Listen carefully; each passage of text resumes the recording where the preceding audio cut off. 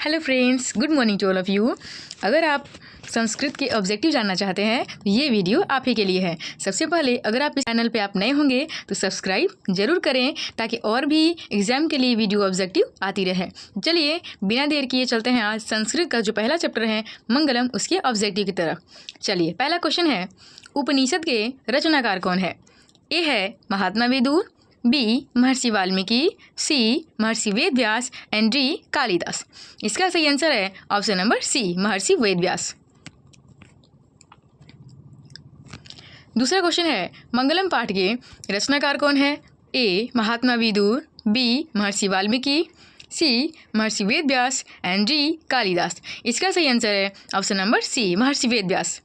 आपको बता दें कि उपनिषद को भी महर्षि वेदव्यास ने ही लिखा है और ये जो मंगलम पाठ है वो उपनिषद से ही लिया गया है, तो जाहिर सी बात है कि उसको भी महर्षि वेदव्यास ने ही लिखा होगा। अगला क्वेश्चन देखते हैं। अगला क्वेश्चन है कि मंगलम पाठ में कितना मंत्र संकलित है?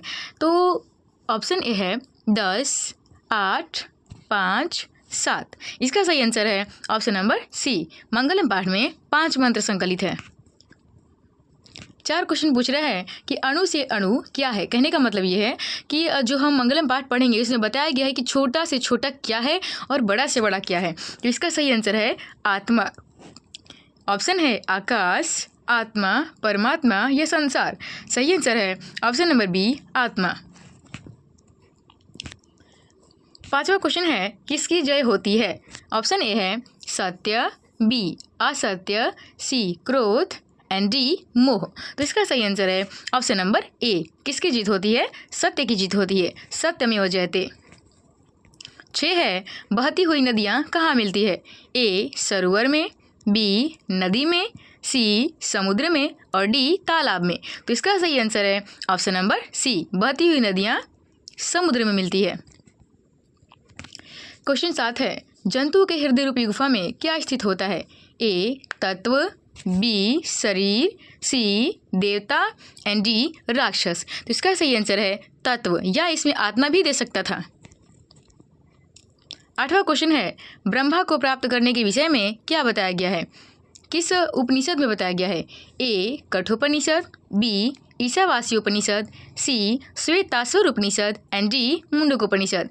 इसका सही आंसर है ऑप्शन नंबर डी, मुंडकोपनिषद में ब्रह्मा के बारे में बताया गया है।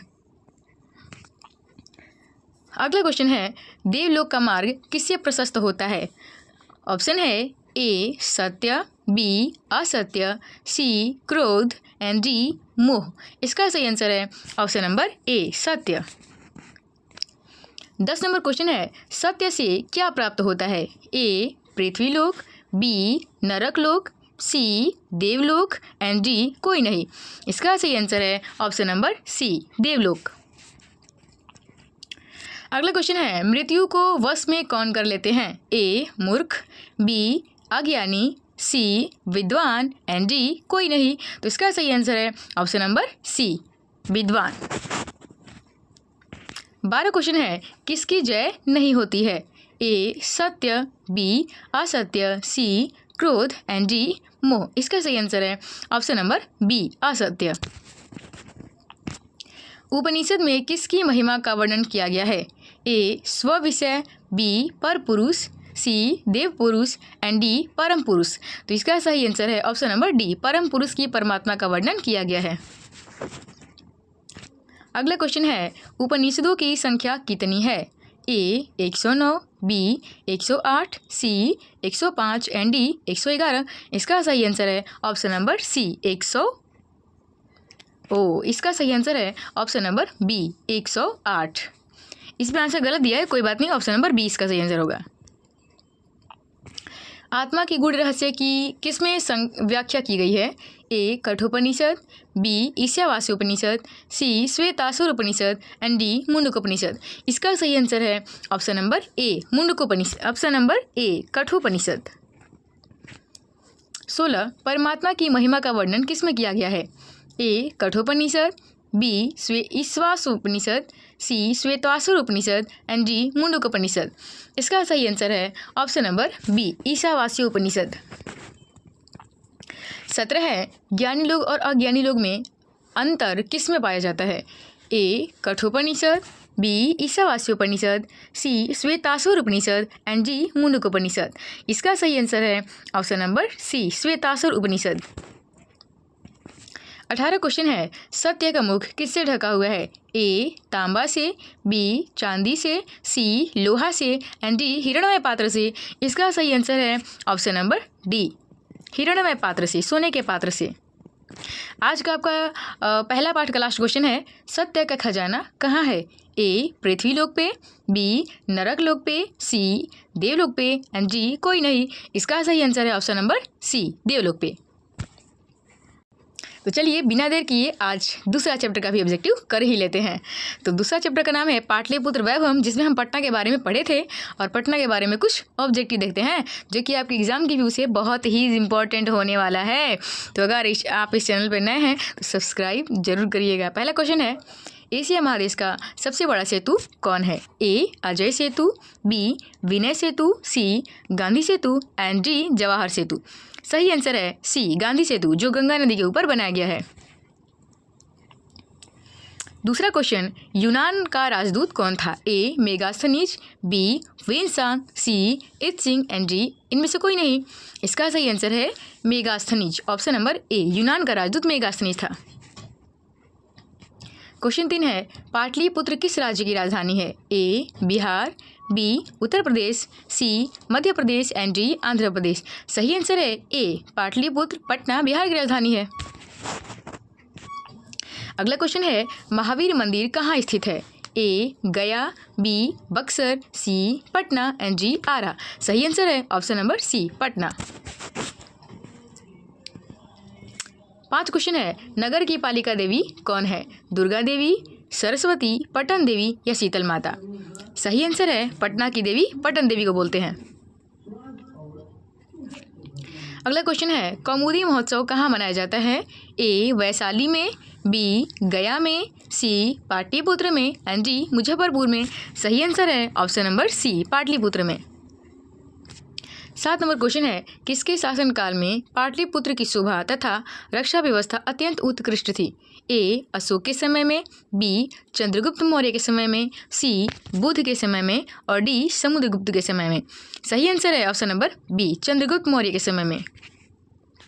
8 क्वेश्चन है, पाटलिपुत्र का नामों में अंतर क्या है? हरिहरपुर, हाजीपुर, पाटलिपुर या कुसुमपुर। ऑप्शन डी है कुसुमपुर। कूटनीतिक रचनाकार कौन है?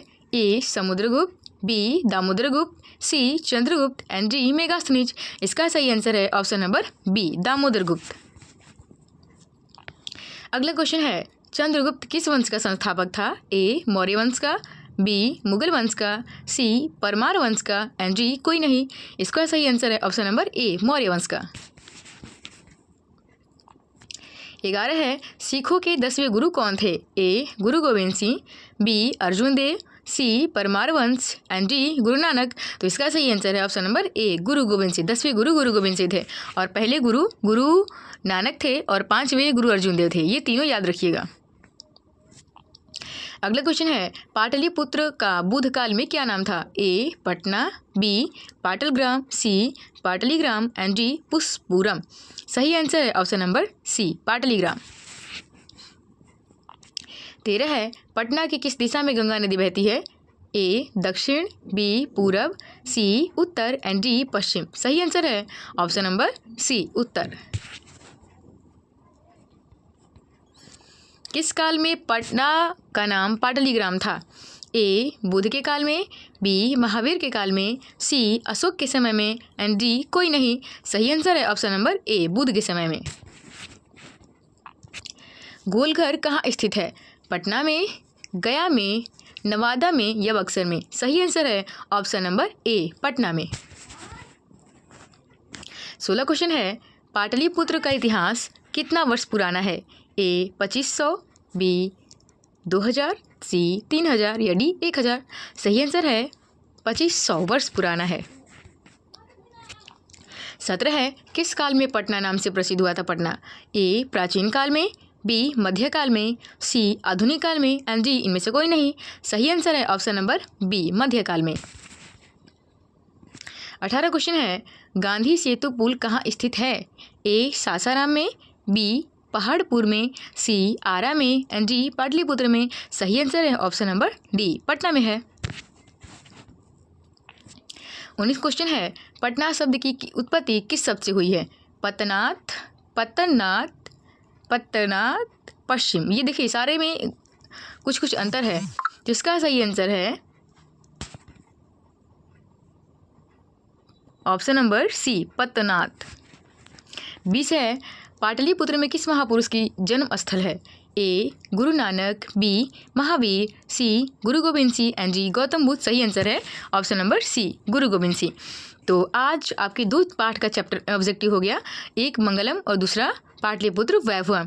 अगर आपको इस तरह से ऑब्जेक्टिव चाहिए क्वेश्चन तो इस चैनल को सब्सक्राइब, लाइक, कमेंट जरूर करिएगा। मिलते हैं अगली वीडियो में, तब तक के लिए बाय।